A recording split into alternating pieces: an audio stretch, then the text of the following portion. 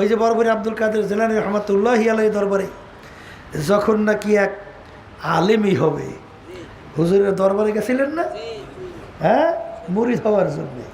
কি হওয়ার জন্যে? মুরিদ হওয়ার জন্যে গেছে। এখন হুজুরের দরবারে শান শওকত, দালান বিল্ডিং, বহুত কিছু দেখার পরে এখন তিনি মনে মনে বলে যে এত বড় সম্পদ, সম্মান, এই লোক তো আল্লাহওয়ালা হইতে পারে না, এ তো আল্লাহর ওলি হইতে পারে না, এ তো দুনিয়াদার। এত সম্পদের মালিক হওয়া তো দুনিয়াদার। এখন সেই কথাটা ভাব প্রকাশও করতে পারে না। কথা বোঝেন নাই? এখন হয়তো বাথরুমের ভিতরে ঢুইকা দেওয়ালের ভিতরে লেখা রাখছে, নামার দাসকে দুনিয়া দোস্তে দাঁড়া, লেখছে যে এত বড় দুনিয়াদার, এত বড় সম্পদের মালিক, এত বড় শান শওকতওয়ালা মানুষ, সে আল্লাহওয়ালা হইতে পারে না, সে দুনিয়াদার। এইটা লেখে সে বাইর হয়ে গেছে। আর একজনে ঢুকছে, ঢুইকে দেখে দেওয়ালের ভিতরে এই কথা লেখা। তখন তিনি সামনে মেসরা পংক্তি লাইন, দুই লাইন মিললে কবিতা হয় না? এখন সে আবার সামনে লাইন লেখে, আগার দারাত বরায়ে দোস্তে দারাত। আল্লাহর বান্দারা, এই যেই দুনিয়া আল্লাহকে রাজি খুশির জন্য হয়, যেই সম্পদ আল্লাহকে রাজি খুশির জন্য হয়, যেই এমপি আল্লাহকে রাজি খুশির জন্য হয়, যেই পীর মুরিদ আল্লাহকে রাজি খুশির জন্য হয়, যেই চেয়ারম্যান মেম্বার আল্লাহকে রাজি খুশির জন্য হয়, যেই ইমাম মুয়াজ্জিন আল্লাহকে রাজি খুশির জন্য হয়, যেই সভাপতি সেক্রেটারি আল্লাহকে রাজি খুশির জন্য হয়, ওটা দুনিয়া না, ওটাও আখিরাত। ওটাও কি? এটা সম্পর্ক কি সঙ্গে বলেন না? কলবের সঙ্গে সম্পর্ক। এই জন্য কলব ঠিক করতে হবে। আর এই কলব ঠিক করার জন্যই এই ব্যাটারি চার্জ। এই ব্যাটারি চার্জকে শরীরে হয় না, কলবে হয়। বিসমিল্লাহির রহমানির রহিম। قل إن صلاتي ونسكي ومحياي ومماتي لله رب العالمين صدق الله العلي العظيم وقال رسول الله صلى الله عليه وسلم إنما الأعمال بالنيات। আজকে দুনিয়ায় থাকা অবস্থায় একবার আল্লাহকে আল্লাহ বলে ডাক দেবেন, আল্লাহ সঙ্গে সঙ্গে ডাকে সাড়া দেবে না? দেবে না? বলেন আল্লাহ। আল্লাহ সাড়া দেবে। কিন্তু কবরে যাওয়ার পরে শত শত বছর আল্লাহকে ডাকবেন, একবারও কিন্তু আর ডাকে আল্লাহ সাড়া দেবে না। বরং মালিক কি বলবে, দুনিয়ার ভিতরে যেইভাবে তুই আমাকে ভুলে গেছিলি, এইভাবে ভুলে গেলাম। শত শত বছর ডাকবি, একবারও আর ডাকে সাড়া দেব না। বরঞ্চ আল্লাহ রাব্বুল আলামিন বলবে, কবরের মাটি দুই পাশ থেকে সাফ। নাফরমানকে বহুত নেয়ামত খাওয়াইছি, তখন স্বাধীনতা পাইয়া দুনিয়ার মোহে, এই হুব্বুদ দুনিয়ার আসকুল্লি খতিয়াতিক, সমস্ত গুনার মূল হলে দুনিয়ার মোহ। এই দুনিয়ার মোহে ভুইয়া আমাকে ভুলছে, আখেরাতকে ভুলছে। এখন যত আমাকে ডাকো, আর ডাকে সারা আমি দেব না। এখন ভাই বাজানদেরকে বলবো, শোনেন, দুনিয়ার যারা পাগল হয়েছেন, আখেরাতকে যারা ভুলছেন, অনেক নতুন বাজানদার তো আসছেন। আমি সেই বাজানদেরকে বলি, শোনেন, একটু মাঝে মাঝে চক্ষু বন্ধ করে একটু মোরাকাবা করিয়েন, একটু চিন্তা করিয়েন দুনিয়াটা কি। আল্লাহ রসুলের কাছে দুনিয়া কি? আল্লাহ রসুল সাল্লাল্লাহু আলাইহি ওয়াসাল্লাম দুনিয়া সম্পর্কে বলেন, আর দুনিয়া জিফাতুন ওয়া তালিবুহা কিলাব। হে আমার উম্মতেরা, দুনিয়াটা হলো একটা মুর্দার মতো মরক। আখেরাতকে যারা ধ্বংস করে দুনিয়ার পিছনে লাগবে, তারা দুনিয়ার কুকুরের দল।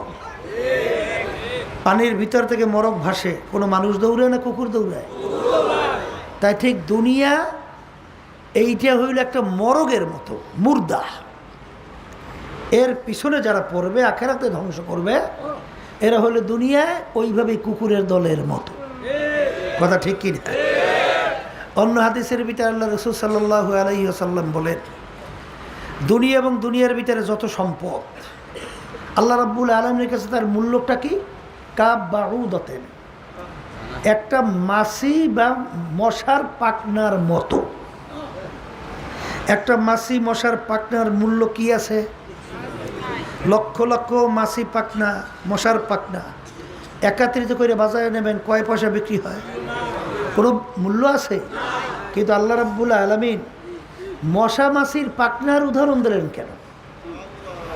কারণ আল্লাহ রাব্বুল আলামিন 18,000 তার কম বেশি মাখলুকাত, মশা মাছি এটা তো আল্লাহ বানাইছেন। তাই যে যে জিনিস তৈরি করে ছোট হলেও তার প্রতি তার একটা গুরুত্ব আছে। আপনার কাছে না থাকলেও যে বানাইছে তার কাছে একটা গুরুত্ব আছে। কথা ঠিক কিনা? তাহলে মাছি মশা এর পাখনার মতো দুনিয়া এবং দুনিয়ার যত সম্পদ। এখন আল্লাহ রসুল বলেন এবং আল্লাহ রাব্বুল আলামিন তার কাছে দুনিয়ার অবস্থান এই।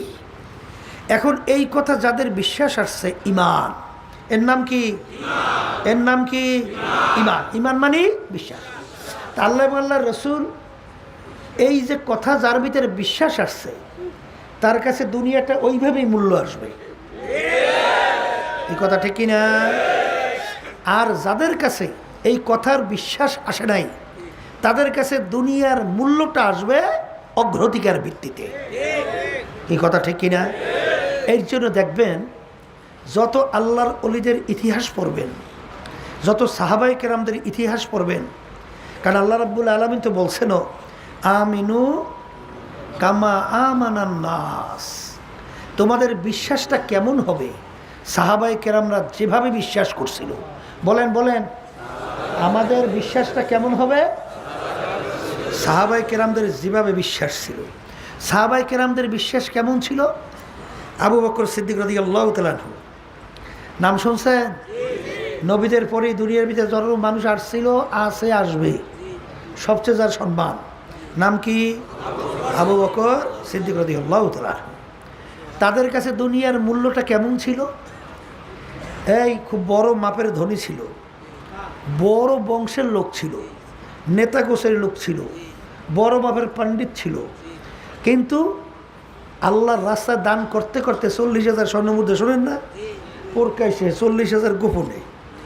এক সময় আল্লাহর হাবিবের সামনে বসা, সালার শট পরনে, সালার শট গায়ে, সিরিয়া গেছে, জোড়া দেওয়ার মতো, সালার শট কেনার মতো পয়সা নাই। মূল্য বোঝেন, দুনিয়ার মূল্য বোঝেন। সর্বনায়ের মুরিদ হইয়াও অনেক সময় দেখা যায় যে একটু টাকার মোহে তাকে একটু ভালো হাদিয়া তোফা দিয়েছে, আবার একটু সম্মান করছে, আবার একটু বিভিন্ন কায়দায় তাকে ওই দুনিয়ার দিক থেকে একটু বিভিন্ন ধরনের সহযোগিতা করছে, তার জন্য যে সে পাগল হয়ে যায়। এরকম এক শ্রেণী আছে না? আল্লাহ মাফ করুক, সংখ্যা ওরকম না, মানে 2-1 এরকম থাকতেও পারে, শুনি মাঝে মাঝে, আল্লাহ মাফ করুক। তাই আবু বকর সিদ্দিক রাদিয়াল্লাহু তাআলা আনহু সালার শার্ট পরনে, সালার শার্ট গায়ে, এত বড় ধনী, আল্লাহর কাছে অবস্থাটা বড় পছন্দ হয়ে গেছে। জিবরাইল আলাইহিস সালামকে পাঠায়, জিবরাইল যাও আমার হাবিবকে বলো আমি আবু বকরের কাছে সালাম পাঠাইলাম, আর জিজ্ঞেস করতে বলো আবু বকর এত বড় ধনী, এত বড় বংশে, এত বড় নেতা, এত বড় শিক্ষিত, এত বড় পণ্ডিত, বিভিন্ন কায়দায়, এই অবস্থায় পড়ার পর আবু বকরকে আমার খুশি না বেজার, এইটা আল্লাহ জানতে চাইছে। জিবরাইল আলাইহিস সালাম আসছে, বলতেছেন আল্লাহ রাসূল সাল্লাল্লাহু আলাইহি ওয়াসাল্লাম, আল্লাহ রাব্বুল আলামিন আবু বকরের কাছে সালাম পাঠাইছে, আর জিজ্ঞেস করতে এই অবস্থায় পড়ার পরে আল্লাহর কাছে খুশি না বেজার। আল্লাহর হাবিব সাল্লাল্লাহু আলাইহি ওয়াসাল্লাম বলেন, আবু বকর আমার মালিক তোমার কাছে সালাম পাঠাইছে, আর জিজ্ঞেস করতে বসে এই অবস্থায় পড়ার পরে তুমি খুশি না বেজার, আল্লাহ জানতে চাইছে। তখন তিনি 2 চক্ষের পানি ছাড়িয়ে দিচ্ছে, ছাড়িয়ে দিয়ে কান্দে আর বলে ইন্নী লিরাব্বির রাস, আমি আমার মালিকের উপরে খুশি, আমি আমার মালিকের উপরে খুশি। হাকিকত সে তো দুনিয়া বেখবর হ্যায়, দুনিয়া কি নুমাইশ পর নজর হ্যায়।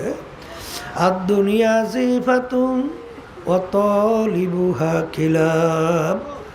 হে আমার উম্মতেরা, দুনিয়া হইল একটা মরগের মতো, এর পিছনে যারা পড়বে আখেরাতের স্থায়ী জিন্দিগি ধ্বংস করবে, এরা হইল কুকুরের দল। আমিনু কামা আমানান নাস, তোমরা ঈমান আনো সাহাবায়ে কেরাম যেভাবে ঈমান আনছিল। তোমাদের বিশ্বাসটা কেমন হবে? সাহাবায়ে কেরামদের বিশ্বাস যেমন ছিল।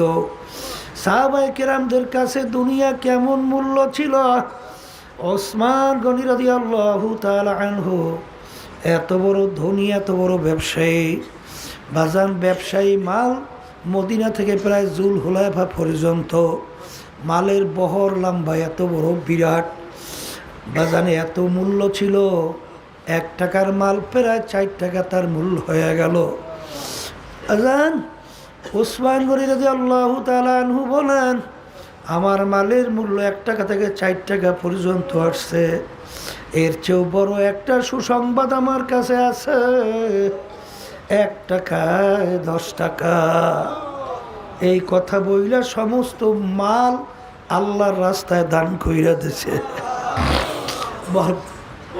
বরফির আব্দুল কাদের জিলানী রহমাতুল্লাহ আলাইহি ছাত্রদেরকে হাদিস পড়াইতেছেন। হঠাৎ সংবাদ আসলো, হযরত আপনার জাহাজ মাল সহ সমুদ্রের ভিতরে ডুবে গেছে। তিনি শোনার পরে বলেন, ইন্না লিল্লাহি ওয়া ইন্না ইলাইহি রাজিউন। এরপরে তিনি একটু চক্ষুরা বন্ধ কইরা মাথা নিচের দিকে রাখিয়া কিছুক্ষণ থাইকে আবার উঠে বলে, বাবা পড়ো। ছাত্ররা বলে, হযরত ব্যাপার তো কিছু বুঝলাম না। যখন আপনি শুনলেন আপনার মাল সমুদ্রে জাহাজ ডুবে গেল, বলেন ইন্না লিল্লাহি ওয়া ইন্না ইলাইহি রাজিউন। এরপরে কিছুক্ষণ মাথা নিচু রেখে বলেন, বাবা পড়ো, ব্যাপারতে কিছু বুঝলাম না। তিনি বলেন, যখন আমার কাছে সংবাদ আসলো যে আপনার সম্পদ জাহাজ সমুদ্রের ভিতরে ডুবে গেছে, তখন আমি সুন্নাত হিসাবে বলছি ইন্না লিল্লাহি ওয়া ইন্না ইলাইহি রাজিউন। এরপর আমি চক্ষু বন্ধ করে মাথাটা নিচের দিকে রাখিয়া আমি আমার দিলের দিকে তাকাইয়া রয়েছি যে এর মাধ্যমে আমার দিলের ভিতরে কোনো পেরেশানি অস্থিরতা তৈরি হলো কিনা। কিন্তু আল্লাহর খাস মেহেরবানি, আমার দিলের ভিতরে কোনো পেরেশানি আসে না। এই জন্য আমার বাজানদেরকে বলবো, একজন রাস্তার ভিক্ষুক হইয়াও দুনিয়াদার হতে পারে, আবার রাজ সিংহাসনে বৈশার রাজ্য চালাইয়াও রাজা হইয়াও সে একজন আল্লাহওয়ালা হইতে পারে। এইটা কিসের অবস্থা? এইটা কিসের অবস্থা? বলেন না, বলেন না। এইটা দিলের অবস্থা, কথা ঠিক না? কিন্তু আবার বাজানদেরকে বলবো, পর্দালে মা বোনরা যারা শুনতেছেন, চরমনাইতে আসছেন, দেল ঠিক করতে হইবে, দেল ঠিক করতে হবে। কি ঠিক করা লাগবে? দেল ঠিক করতে হবে। যদি আল্লাহর ফজল করবে কলব দেলকে ঠিক করতে পারি, তাহলে আল্লাহর খাস মেহেরবানিতে সব দেখবেন, সমস্ত কার্যক্রম সব দেখবেন, প্রতিটা মুহূর্তে ক্ষেত্রে আল্লাহ রাব্বুল আলামিনের রেজামন্দি রাজি খুশির জন্যই হবে। কথা ঠিক না? দেখতে তো মনে হয় যে অনেক আল্লাহওয়ালারা, ওই যে বরবরী আব্দুল কাদের জিলানী রহমাতুল্লাহি আলাইহি দরবারে যখন নাকি এক আলেমই হবে, হুজুরের দরবারে গেছিলেন না? হ্যাঁ, মুরিদ হওয়ার জন্যে। কি হওয়ার জন্যে? মুরিদ হওয়ার জন্য গেছে। এখন হুজুরের দরবারে শান শওকত, দালান বিল্ডিং, বহুত কিছু দেখার পরে এখন তিনি মনে মনে বলে যে এত বড় সম্পদ সম্মান, এই লোক তো আল্লাহওয়ালা হইতে পারে না, এ তো আল্লাহর ওলি হইতে পারে না, এ তো দুনিয়াদার। এত সম্পদের মালিক হওয়া তো দুনিয়াদার। এখন সেই কথাটা ভাব প্রকাশও করতে পারে না, কথা বোঝেন নাই? এখন হয়তো বাথরুমের ভিতরে ঢুইকা দেওয়ালের ভিতরে লেখা রাখছে নামার দাসকে দুনিয়া দোস্তে দাঁড়া, লেখছে যে এত বড় দুনিয়াদার, এত বড় সম্পদের মালিক, এত বড় শান শওকতওয়ালা মানুষ, সে আল্লাহওয়ালা হইতে পারে না, সে দুনিয়াদার। এইটা লেখে সে বাইর হয়ে গেছে। আর একজনে ঢুকছে, ঢুইকে দেখে দেওয়ালের ভিতরে এই কথা লেখা। তখন তিনি সামনে মেসরা পংক্তি লাইন, 2 লাইন মিললে কবিতা হয় না? তখন সে আবার সামনে লাইন লেখে, আগার দারাত বরায়ে দোস্তে দারাত। হে আল্লাহর বান্দারা, এই যেই দুনিয়া আল্লাহকে রাজি খুশির জন্য হয়, যেই সম্পদ আল্লাহকে রাজি খুশির জন্য হয়, যেই এমপি আল্লাহকে রাজি খুশির জন্য হয়, যেই পীর মুরিদ আল্লাহকে রাজি খুশির জন্য হয়, যেই চেয়ারম্যান মেম্বার আল্লাহকে রাজি খুশির জন্য হয়, যেই ইমাম মুয়াজ্জিন আল্লাহকে রাজি খুশির জন্য হয়, যেই সভাপতি সেক্রেটারি আল্লাহকে রাজি খুশির জন্য হয়, ওটা দুনিয়া না, ওটাও আখিরাত। ওটাও কি? এটা সম্পর্ক কির সঙ্গে বলেন না? কলবের সঙ্গে সম্পর্ক। এই জন্য কলব ঠিক করতে হবে। আর এই কলব ঠিক করার জন্যই এই ব্যাটারি চার্জ। এই ব্যাটারি চার্জকে শরীরে হয় না, কলবে হয়। হ্যাঁ, তা আল্লাহর ফজলও করবে। বসেন বসেন আর আল্লাহর কাছে দোয়া করতে থাকেন, আর মালিকের কাছে পুরোপুরি সারেন্ডার করেন। সফর দাম্বা তুমা আয় খেসর, সফর দাম্বা তুমা আয় খেসর, তুদানি হিসাব কামাবেশর। বাচ্চা হাঁটতে পারে না, 1 পাও 2 পাও বাচ্চা হাঁটে, ঠাস করে পইরা যায়।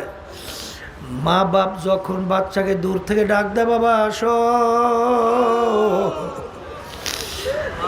বাচ্চা হাঁটতে পারে না, বাপ মা ডাক দেশে খুশিতে দৌড় মারে। বাচ্চা হাঁটতে পারে না, ঠাস কইরা পইরা যায়। তখন বাপ মা বাচ্চা পইরে যাইয়া জোরে চিল্লান শুরু করে, দৌড়াইয়া যাইয়া বাচ্চাকে ধরে। বাচ্চার তামাম গায়ে পায়খানা প্রসাবে ভরা। আল্লাহ বাচ্চাকে রাগ করে মা আগুনেও ফালায় না, পানিতেও ফালায় না, বাচ্চাকে ধোয়াইয়া পোছাইয়া কোলের ভিতরে নিয়ে আদর করে। আর চুমোদের বলে, বাজান তোমাকে আমি কষ্ট দিছি। ঠিক আল্লাহ, মান আতানি আমশি, মান আতানি আমশি আতাই তুহু হারওয়ালা। বান্দাবান্দি আমার মালিককে পাওয়ার জন্য যখন হাইটা রওনা করে, আমার মালিক বান্দাবান্দির কান্না সহ্য করতে পারে না। আমার মালিক রহমতের দরিয়া জোশ মাইরা, আমার মালিক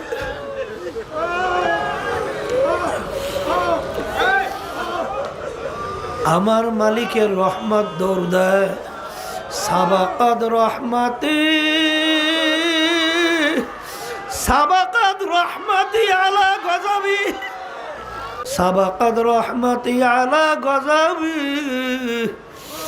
আমার মালিকের দয়ার সাগরে রহমতের দরিয়ায় যখন জোশ মাইরা মারবে, জোশ মারবে, আমার মালিক বলবে না,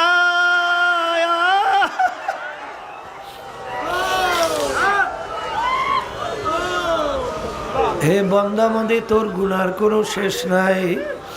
হে বান্দাবান্দি আমি তোর দিলের খবর জানি। আখারে আল্লাহু আল্লাহ, আমার মালিক বড় দয়ার, আমার মালিক বড় মায়ার। হে দুনিয়ার পাগল, কোন দুনিয়ার পাগল হইলাম? আল্লাহু আকবার। যেই দুনিয়া তোমাকে আমাকে একদিন লাথি মাইরা মাটির নিচে ফেলাইয়া দেবে, যেই দুনিয়া তোমার আমার গায়ের থেকে জামা খুইলা ফেলাবে,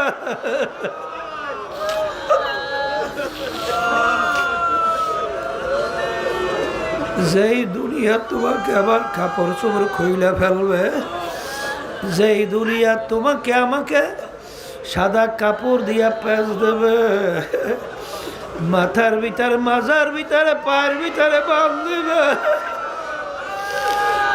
এরপরে জানাজা নামাজ পড়াবে, আর শেষ তাকবীর ইমাম সাহেব বলে আব্দুল করিম যাও যাও।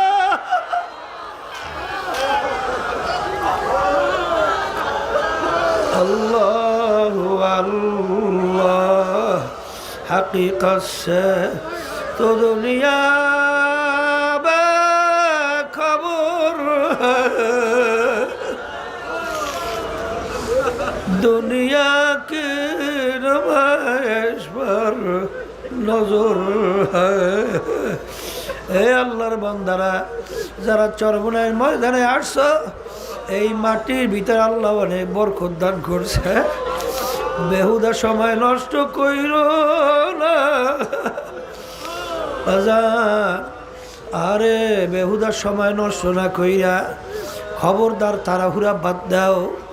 আর এখানে আসছো, আল্লাহু আকবার, ইন্নামাল আমালু বিন্নিয়াত, নিয়াতকে পরিবর্তন করো।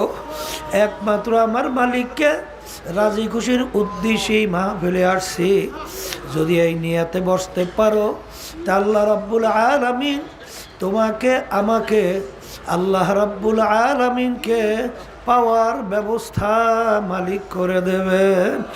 কারণ আল্লাযীনা জাহাদু ফিনা লানাহদিয়ান্নাহুম সুবুলানা ওয়া ইন্নাল্লাহা লামাআল মুহসিনিন।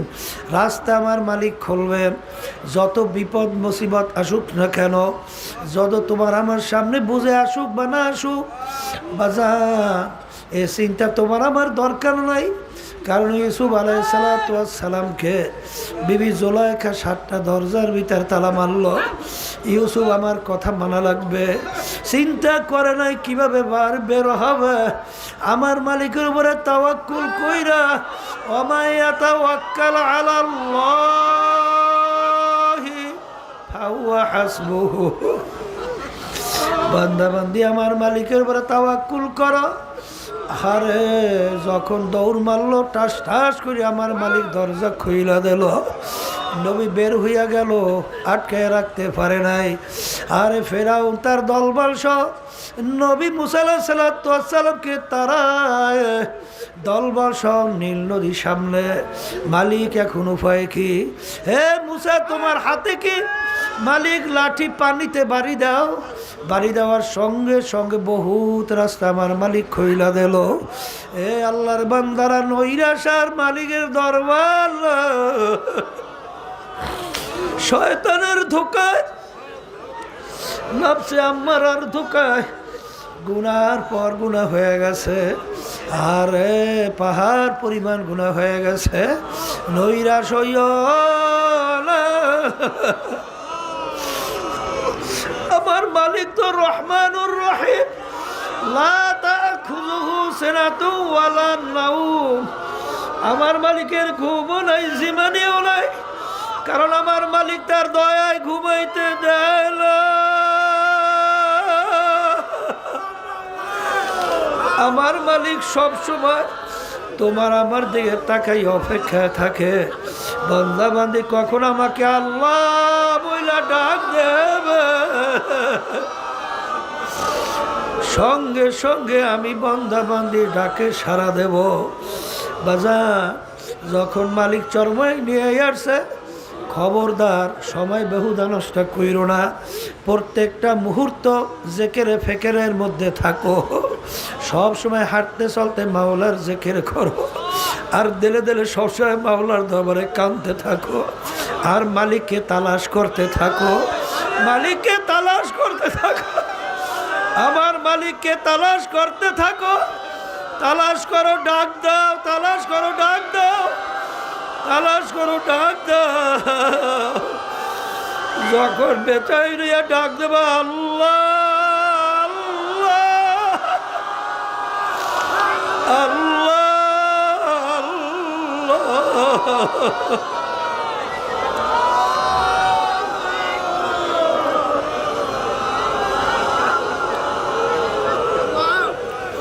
আমার মালিক তোমার আমার ডাকে সারা না দিয়া পারবে না। হাকিকত সে তো দুনিয়া বে খবর হ্যায়, দুনিয়া কি নুমাইশ पर নজর হ্যায়। আল্লাহু আমিন। হে আমার দয়ার মালিক,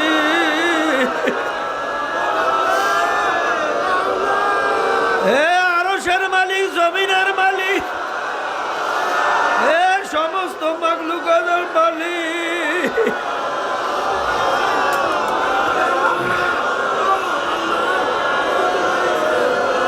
তুমি একটু মাঠের মাহফিলের দিকে তাকাইয়া দেখো। মালিক তাকাও, তাকাও, তাকাও।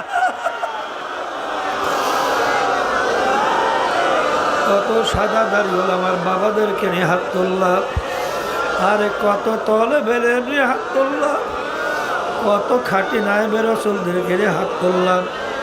হ্যাঁ, তাহলে কত তোমার খাস বান্দা বান্দিদেরকে নিয়ে হাত তুললাম। মালিকের ভিতরে যেই হাত তোমার কাছে পছন্দ, ওই হাতের বরকত আমাদের জীবনের গুনাহ মাফ করে আল্লাহ, মাহবেরকে হেদায়েতে জড়িয়ে বানায়। আল্লাহ, আমার যেই বাজানরা আসছে, আল্লাহ কাউকে আপনার ওলি না বানাই এখান থেকে ফেরত দিয়ে আল্লাহ সবাইকে আপনার ওলি হিসেবে কবুল করে নেন। আল্লাহ হেদায়েতের জরিয়া বানায়া দেন। সুবহানা রাব্বিকা রাব্বিল ইজ্জাতি আম্মা ইয়াসিফুন ওয়া সালামুন আলাল মুরসালিন ওয়ালহামদুলিল্লাহি রাব্বিল আলামিন।